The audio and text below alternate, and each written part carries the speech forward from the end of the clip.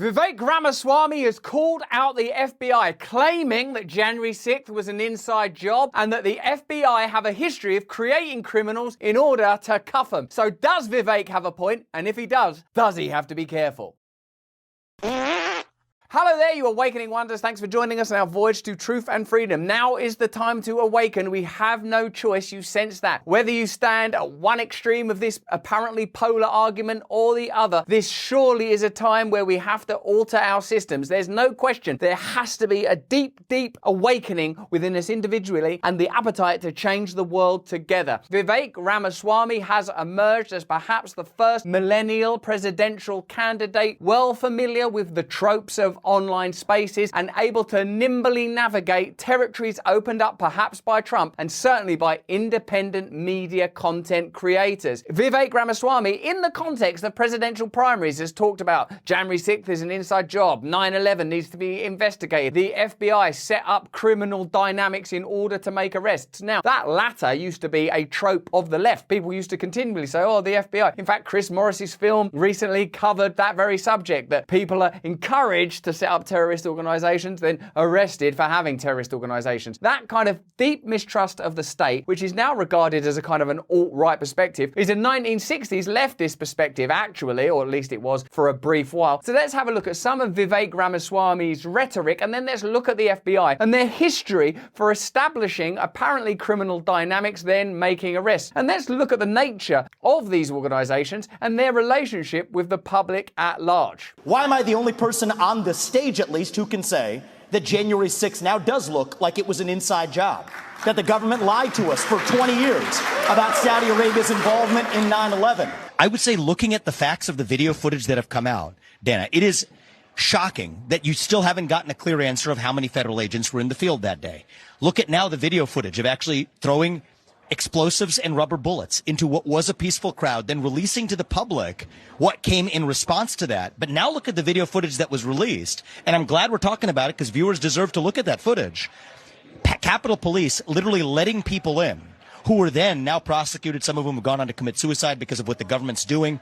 That is a case of entrapment. And I think the government has not been transparent about this, which is why I then brought up another case where the government, now 20 years later, with declassified documents, told us that they lied to us at the time. And so I do think we have a government that's consistently lied to its people. But an inside job suggests that everybody who attacked the Capitol was part of that. I didn't say that, but I was saying that there's entrapment going on. So an interesting attempt to reframe the meaning of an inside job. That means that the whole thing was entirely created, a complete construction. As Vivek points out, that's not what he said, perhaps, but that the events wouldn't have unfolded in the way they did had it not been for the presence of state agents potentially provoking and exacerbating the conditions. And increasingly, that seems likely, even perhaps evident. There's entrapment going on, and this looks like a case of entrapment. And if you look at even over the last day. What do you mean by entrapment? Entrapment means that the police goaded people to do something than they otherwise wouldn't have done, and then they arrest them for actually doing it. So, do the FBI frequently create conditions and situations, or have they historically created conditions and situations that they then intervene in and claim that is the resolution of a case? And if that proves to be true, does that reveal to us details about how the state functions, creating conditions and situations that are advantageous? Could that apply to January the 6th? Seems that it's possible. Could that apply to 9/11? Could every single conspiracy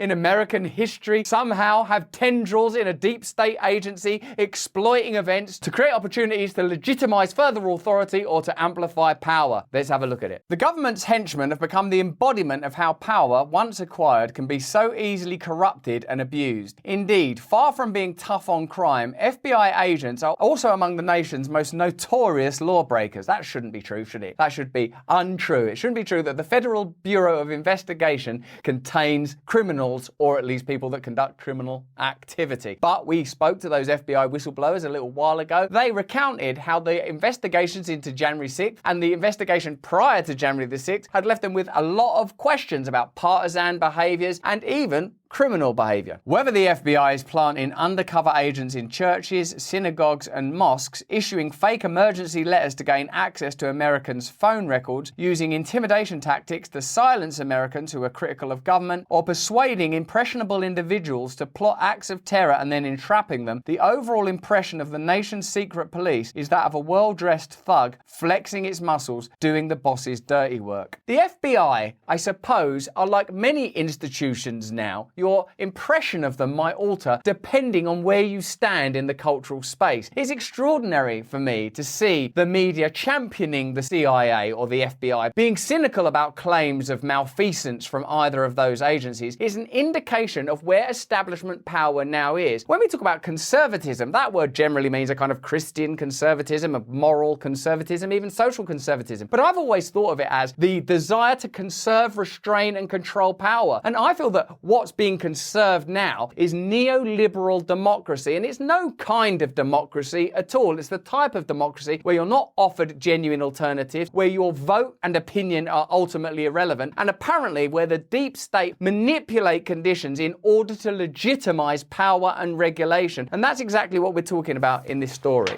Clearly, this is not a government agency that appears to understand, let alone respect, the limits of the Constitution. Indeed, this same government agency has a pattern and practice of entrapment that involves targeting vulnerable individuals, feeding them with the propaganda, know-how, and weapons intended to turn them into terrorists, and then arresting them as part of an elaborately orchestrated counter-terrorism sting. We can't bring you this content that changes the world, changes our consciousness, and helps us to continue to awake without Sticker Mule. These are our friends, Sticker Mule. You know the drill by now, surely. First of all, before there's even been a sticker, you get to do this. Look at that satisfaction. And there, within it, stickers. More stickers than you will be able to believe. 6 stunning designs. How much would you be willing to pay for this? £100, £500, 600 yen? Look at all these beautiful stickers themed around our show. They're made with Sticker Mule's magic touch. And because things have been so successful, there is 10,000 of these packs ready to deliver to your address for free. Just go to stickermule.com/Russell and fill out the form. And you'll get all these stickers. It's that simple. Stickermule.com/Russell and fill out the form. Let's get back to this content. Come on, we've got to change the world. Basically, it works like this. In order to justify their crime-fighting superpowers, the FBI manufactures criminals by targeting vulnerable individuals and feeding them anti-government propaganda. Then, undercover agents and informants equip the targeted individuals with the training and resources to challenge what they've been indoctrinated into believing is government corruption. And finally, the FBI arrests the targeted individuals for engaging in anti-government terrorist activities. This is what passes for the government's perverse idea of being tough on crime. So beyond investigating actual crime objectively separately occurring, they are involved through counter-terrorism measures and counter-criminal measures in instigating crime. There are a few famous examples of where that's happened. But for a moment, hold in your mind the idea that deep state agencies that were definitely present, concealed within the crowd on January the 6th, have on previous occasions caused to a significant degree, to the degree where the people that had been imprisoned were acquitted, the crimes that they claim to be resolving. And then, bearing in mind that what we're generally reporting on is elitist, establishment, globalist tendencies, look for a moment to what's happening in Ireland. That just by being suspected of being in possession of hate speech, and hate in this context is not clearly defined, that the police will be able to go into your house and arrest you if they suspect you of having hateful material on your phone or your devices. What it seems is being created is the potential for amorphous laws to be applied in various territories and for deep state and law enforcement agencies to arrest you for vague and obtuse crimes. So whether you're looking at January the 6th and the presence of deep state agencies, the many historic examples of the FBI being involved in the arrest of terrorists that they had in fact ultimately groomed, or this tendency around the world to criminalize forms of speech, to refer to speech as being weaponized, it shows how what's being created, or at least I believe what's being augured, is a kind of global police state where increasingly we can be arrested for crimes that we maybe didn't commit or would not have committed had it not been for the intervention of law enforcement agencies, which seems extraordinary. For example, undercover FBI agents pretending to be associated with ISIS have been accused of seeking out online and befriending a 16-year-old with brain development issues, persuading him to secretly send them small cash donations in the form of gift cards, and then the moment Matteo Ventura turned 18, arresting him for providing financial support to an Islamic terrorist group. If convicted, the teenager could spend up to 10 years in prison. That seems like exploitation designed to meet charters for the number of arrests required in order to legitimize a budget. But this is not a unique case. And one of the things we've seen in this country, the UK, is deep state apparatus designed for counter-terrorism turned onto the domestic population. In fact, it was Matt Taibbi who explained that many counter-terrorist and counter-insurgent agencies, organisations and funding was turned to counter-COVID control. This has happened in the last 3 years and is part of a broader trend not to criminalise an entire population, but to criminalise a significant portion of the population so that authoritarianism is legitimised. Yet, as The Intercept explains, the only terrorist he is accused of ever being in contact with was an undercover FBI agent who befriended him online as a 16-year-old. This law enforcement tactic has been criticised by national security researchers who have scrutinised the FBI's role in manufacturing terrorism cases using vulnerable people who would have been unable to commit crimes without prolonged government assistance and encouragement. The Ventura case may indicate that authorities are still open to conjuring terrorists where none existed. I think we all respect a degree of ingenuity and clandestine manoeuvring and operations, but when a crime would not have occurred without the intervention of deep state agents, then that almost by definition means that there is no crime because it wouldn't have happened without their engagement and involvement. That's obvious. In another incident, the FBI used an undercover agent informant to seek out and groom an impressionable young man, cultivating his friendship, gaining his sympathy, stoking his outrage over injustices perpetrated by the US government, then enlisting his help to blow up the Herald Square subway station. Despite the fact that Shahawa Matin Siraj ultimately refused to plant a bomb at the train station, he was arrested for conspiring to do so at the urging of his FBI informant and used to bolster the government's track record in foiling terrorist plots. In a way, we're living in an artificial reality where the perception of FBI success is so important that they are willing to engage in creating a kind of performance of terrorism. Now, this information, I imagine, is accessible because the dynamic they're describing is no longer the pertinent and defining dynamic of our news cycle. 10 years ago, Islamist terror was an absolute priority in the American news cycle and the American psyche more broadly. Now American culture has altered to the point where the extremes are both domestic, that there's a kind of neoliberal establishment extreme, I'm using their language, and the kind of MAGA extremism. Now, at least in terms of news and public conversation, people don't talk about, oh, there's terrorists. People talk about the migration crisis, don't they, at the southern border? And people talk about extremists needing to be debugged. That's the conversation now. With no more enemies to fight abroad, except for the numerous economic wars being currently engaged in, the ire has turned on the domestic population. Terrorists are now simply people you disagree with. And in order to legitimize the measures and funding, it seems the FBI have frequently engaged in creating incidents that otherwise wouldn't have occurred just to perpetuate a cycle. Of course, no mention was made of the part the government played in fabricating the plot, recruiting a would-be bomber and setting him up to take the fall. That's a crime that simply wouldn't have happened without FBI engagement. They didn't solve that crime. They caused it and then stopped it. It's like setting fire to your house, putting it out, and then sort of wanting a medal, which is almost like a Joe Biden anecdote. I almost lost my wife, my 67 Corvette, and my cat. These are Machiavellian tactics with far-reaching consequences for every segment of the population, no matter what one's political leanings. But it's especially dangerous for anyone whose views could in any way be characterized as anti-government. As Rosina Ali writes for the New York Times Magazine, the government's approach to counter-terrorism erodes constitutional protections for everyone by blurring the lines between speech and action and by broadening the scope of who is classified as a threat. That's an interesting trend that I've noticed elsewhere, the blurring of lines between speech and action, hate speech and free speech, of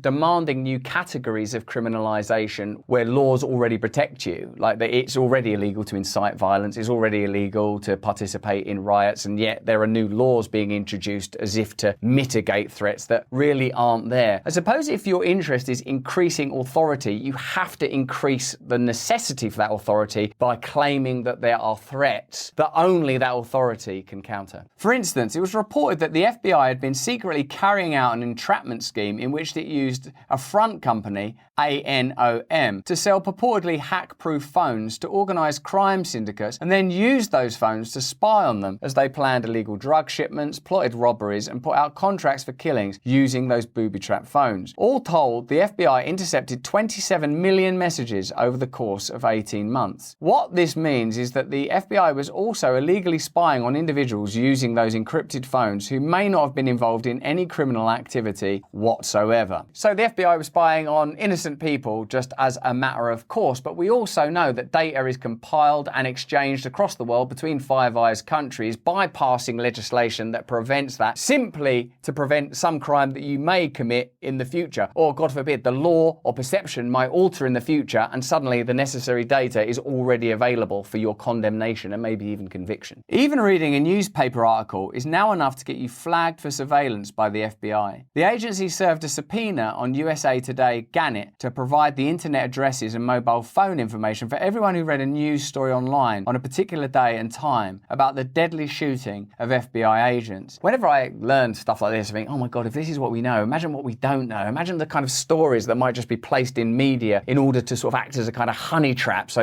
look at the people that read all of that stuff. Oh, look at the people that are following that. I mean, one doesn't want to yield to paranoia and craziness. But when you know that what is normalized as institutional practice within the FBI sounds like criminality and sounds beyond normal practice, then it kind of fosters the possibility that other nefarious activity may be taking place. It's like when you hear that the Democrat Party invest in candidates that they wouldn't want to win because it biases the opinions of ordinary Republicans on the Republican Party as a whole, or the Pied Piper strategy as it's known and commonly understood. That, for me, suggests that there's a kind of a lack of fair play. The FBI should be investigating crimes. That's it. And maybe having some undercover agents here or there, I get it. But when it gets to the point that they're creating criminality in order to solve those crimes, what you have is that's actually just corruption, isn't it? This is the danger of allowing the government to carry out widespread surveillance, sting and entrapment operations using dubious tactics that sidestep the rule of law. We, the people, become suspects and potential criminals, while government agents, empowered to fight crime using all means at their disposal, become indistinguishable from the corrupt forces they seek to vanquish. I think this is a broad theme and phenomenon that we're living through now. As more and more people become suspicious of the state, become suspicious of the media, our freedom and independent thought becomes kind of criminal in so much as it's a threat to their hegemony. So they have to legitimize ways of criminalizing us, because they know that they can't just say, well, it's criminal that you're skeptical and cynical and oppositional. That's not a crime. But it would be a crime if you were to, hate the government and put a bomb on that subway. Would you do that? Oh, God, it'd be complicated. Well, here's a bomb. Well, how would you get in there? I don't know. You dress up. Here's an outfit. Would you do it? No, actually, it seems wrong. But you were going to do it, weren't you? You're under arrest. It seems like they're creating conditions to criminalize people. This is, of course, a series of extreme examples, but along with the other examples I've noted, a kind of bad faith mentality in many of our institutions. It shows you that we're living in a very corrupt dynamic where your freedom is fundamentally a problem. To go after terrorists, they become terrorists. To go after drug smugglers, they become drug smugglers. To go after thieves, they become thieves. For instance, when the FBI raided a California business that was suspected of letting drug dealers anonymously stash guns, drugs, and cash in its private vault, agents seized the contents of all the safety deposit boxes and filed forfeiture motions to keep the contents, which include millions of dollars worth of valuables owned by individuals not accused of any crime whatsoever. That's stealing, isn't it? That's stealing. I mean, I'd like to be able to do that. I'd like to be able to go, we're taking all the stuff in those boxes. On what basis? Well, someone may have done a crime nearby. Also, deep down, I've always wanted more money. It's hard to say whether we're dealing with a kleptocracy, a government ruled by thieves, a kakistocracy, a government run by unprincipled career politicians, corporations and thieves that panders to the worst vices in our nature and has little regard for the rights of American citizens, or we've gone straight to an idiocracy. This certainly isn't a constitutional democracy, however. Yes, it's amazing, isn't it? Once in a while you step back and look at what's happening, because we've been so embroiled in it and it's become so normalized and it's so difficult to qualify information. There's always a counter narrative. I realize I participate in this world to a degree, and people have accused me of being a conspiracy theorist and reactionary, but the simple truth is that agencies that are trusted with health behave in ways that are odd, receiving royalties, repressing information. Agencies that are in charge of crime commit criminal acts. Media that you're supposed to be able to trust have financial relationships and state relationships and biases that mean that they're completely unreliable. So these sort of, I'd heard of kleptocracy, but I'd never heard of kakistocracy. I think we're quite close to kakistocracy, a government run by unprincipled career politicians, corporations and thieves that panders to the worst vices in our nature and has little regard for the rights of American citizens. I think we're in that one and moving towards idiocracy. That's where I think we are. We're at the worst bit of kakistocracy, and no one would ever vote for that, would they? Just on the basis of its name. Would you be interested in kakistocracy? It doesn't sound very good. We're the kakistocratic party. No, thank you. I'm afraid you've already voted for us because we lied. We're actually called the Democrats. Some days it feels like the FBI is running its own crime syndicate, complete with mob rule and mafia-style justice. You just should start again with the FBI and CIA, shouldn't you? I'm sure there are good things that a Central Intelligence Agency or a Federal Bureau of Investigation could be doing, but at the moment, that's not what's happening. So those kind of politicians, indeed, we began with Vivek, somewhat incendiary in their rhetoric and certainly populist in their approach, that say stuff, and I think it's Bobby Kennedy that said, I'd scrap the CIA.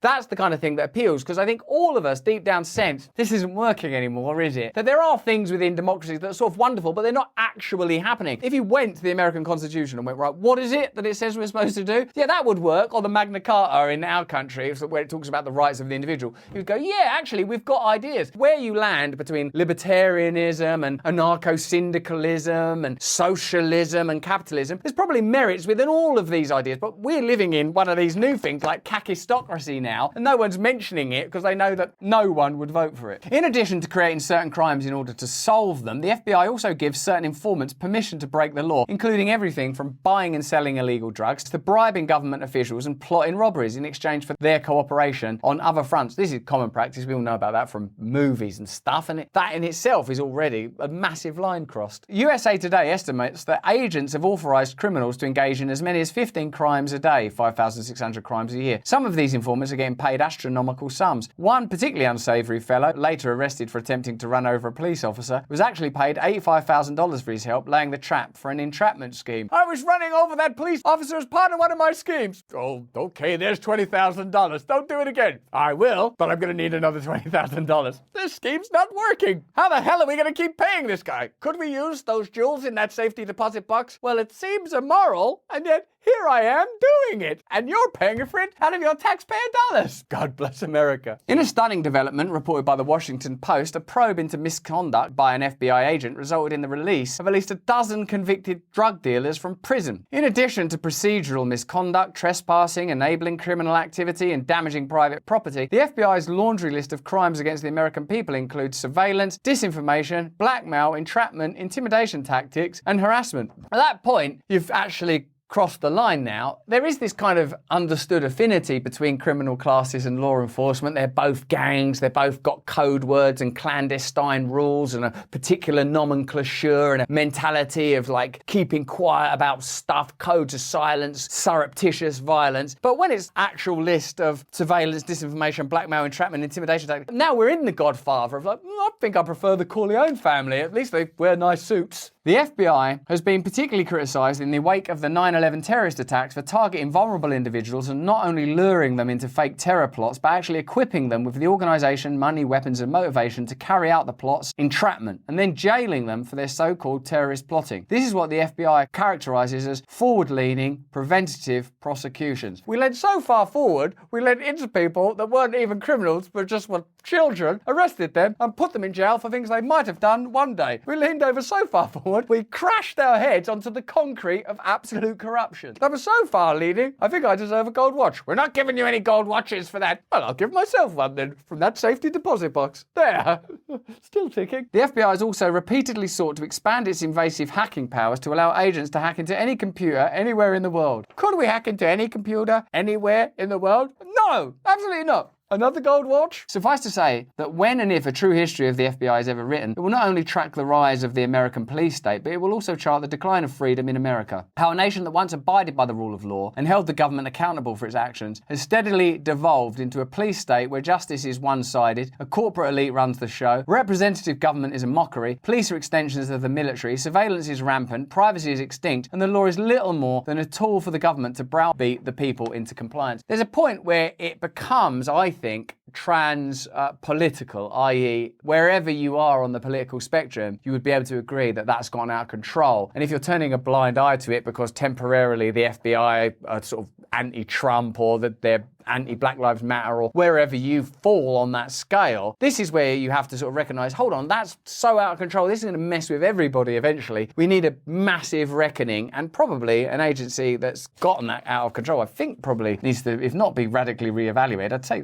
disbanded, wouldn't you? This is how tyranny rises and freedom falls. The powers that be are not acting in our best interests. Almost every tyranny being perpetrated by the US government against the citizenry, purportedly to keep us safe and the nation secure, has come about as a result of some threat manufactured in one way or another by our own government. Again, we're now totally in a territory that we can all agree on. You just probably have different crises that you nominated as the crises that they'd utilised depending on your political persuasion. What value does any anti-Trump rhetoric have when this is true? Like, he's a dictator. He'll turn the country into the sort of dictatorship where a corporate elite runs the show, representative government's a mockery, police are extensions of the military, surveillance is rampant, privacy is extinct, and the law is little more than a tool for the government to browbeat people into compliance. That's already happening. Right.